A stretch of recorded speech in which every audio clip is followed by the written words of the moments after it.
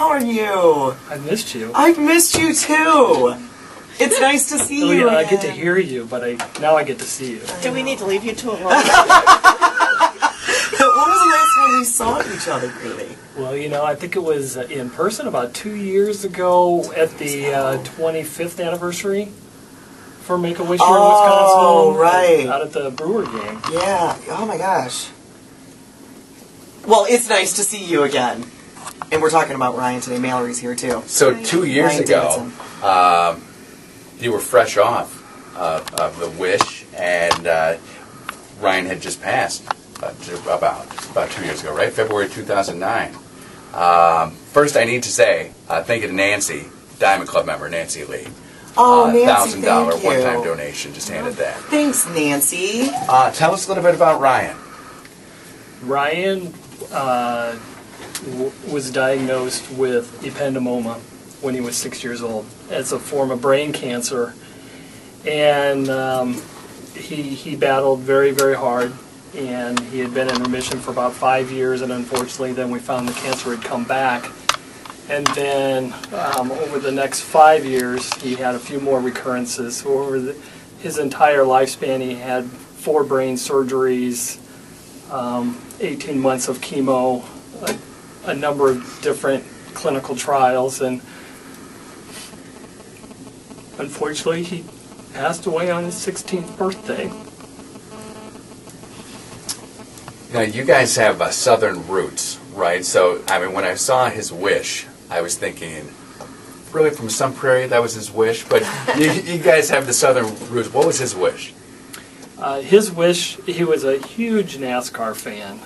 And when we lived out in Virginia, that he couldn't get enough. He had all these little matchbox-sized NASCAR race cars, and he'd race them every day. And his favorite driver was Bobby LaBonte. And Make-A-Wish made it happen, and flew us out from Virginia to a big race out in Los Angeles. Nice. And he got to go down in the pits. His sister Mallory was with us, and obviously my wife Amy and the whole family. And I think, just waiting for Bobby to come out of his trailer and meet Ryan.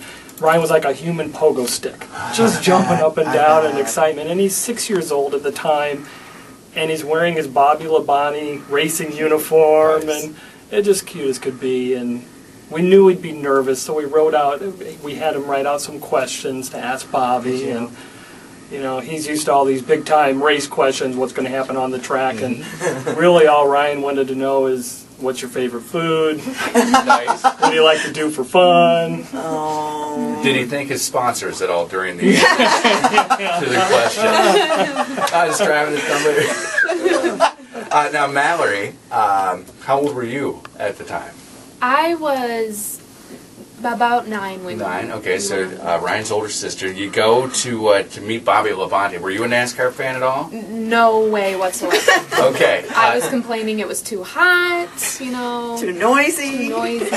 And then Bobby comes out, and you see the impact, the effect that it has on your little brother. I'm guessing probably you're changed immediately. You're like, Yeah. oh, this is awesome. Yes, I am now a NASCAR fan.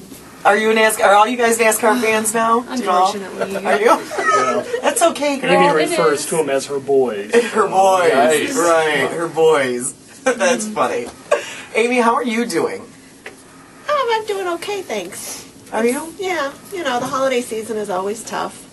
Yeah. But, we find a way to get through, and we What do keep you going. think? What do you think? Don't you think there's some significance to him living exactly 16 years?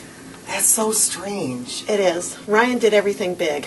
Yeah. Ryan, he knew what he wanted, and he knew what he wanted to be, he knew what he wanted to do, and I think part of it was just, it was so close to his birthday. I think he knew that his birthday was going to be a hard day for us, and he just decided to wrap it all up into one, and he really, really wanted to be 16, so.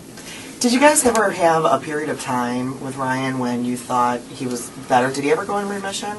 He went, yes, he went almost 5 years. We were back for his 5-year checkup, and he had no problems at all, no symptoms, nothing, and we were really just being our old goofy selves in the room when the doctor Right. came in and said it was back. Really? And it really took us by surprise. So you got the news twice, 4 times. 4 times. Yeah. Because over the next 5 years, then we heard it a few more times. So, Yeah. and he kept battling on. Man, You know, he never let it stand in his way of enjoying life to the fullest. And you know, was he disappointed he had cancer? You bet. But was he gonna let it get in the way of enjoying life to the fullest? No way.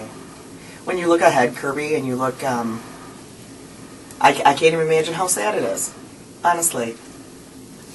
When you look ahead and you look to the years, you know, Mallory's going to get married and Ryan's not going to be there. That breaks my heart. It gets us all. And I think that's the difficult part. We do take things one day at a time. This past weekend, we went out and decorated his gravesite for Christmas. Did you? That's And sweet. we, instead of just a typical headstone, we did a park bench. Because we knew we'd want to have a place where we could hang out, Yep. and there's a tree right there, so could sit under the tree on the park bench and hang out with Ryan. And we talked about it. Never did we ever think that we'd be decorating a gravesite for Christmas. Right. so as a family who got this terrible news 4 times over a short period of time, tell us how the wish itself kind of gave you a little break or made you feel, just being out there, meeting Bobby LaBonte for the family. Well, I think what it does, and we've heard other parents have said it, it gives you something to look forward to. You don't realize, unless you're in that spot, that you start living life one day at a time. You can't even imagine a future. You don't want to think about what is going to happen. Right. And when we started talking about this trip and we realized it was going to happen, and since ours was considered a celebrity wish, you notice I say ours. Yeah. With Absolutely.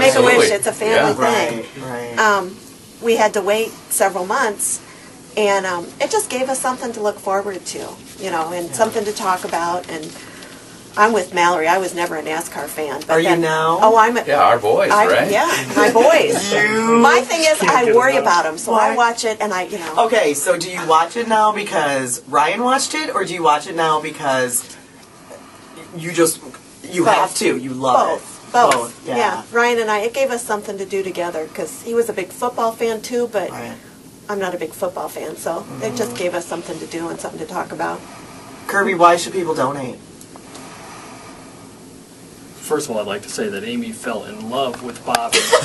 Did you? With Bobby himself. Yeah. She said, I got my wish granted that day, too. She's yelling at him right now. That's cute. You know, in our opinion, we always thought that Ryan left a legacy.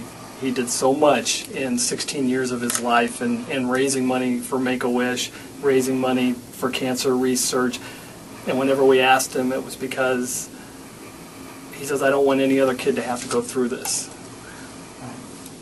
But he also said if they have to, it's great to have something like Make-A-Wish around Right. to grant their wishes. Right. And so for other kids, you know, let's leave that legacy for others.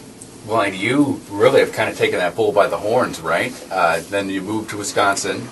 You shared this wish that your son received, and you contacted Make-A-Wish here, and you joined the board of directors, right? You served the board of directors? I did. Right when we got here, reached out to him and said, you know, we want to, as a family, we want to be involved. And I was fortunate enough to be selected to serve on the board for the Wisconsin Make-A-Wish Foundation. Amy and Mallory became volunteers. Amy was a wish granter for a few years, and then Ryan and I would go around and share his story at Madison area events. That's awesome. Now, Amy, I would like to, I'd like to hear how you, as a wish mom, then look at wish granting. If we can do that in about 5 minutes, can you hang out and we'll talk about just the transition between wish granting and wish receiving? If you could talk to me about that. Sure. Okay, the phone number is 855-231-WISH.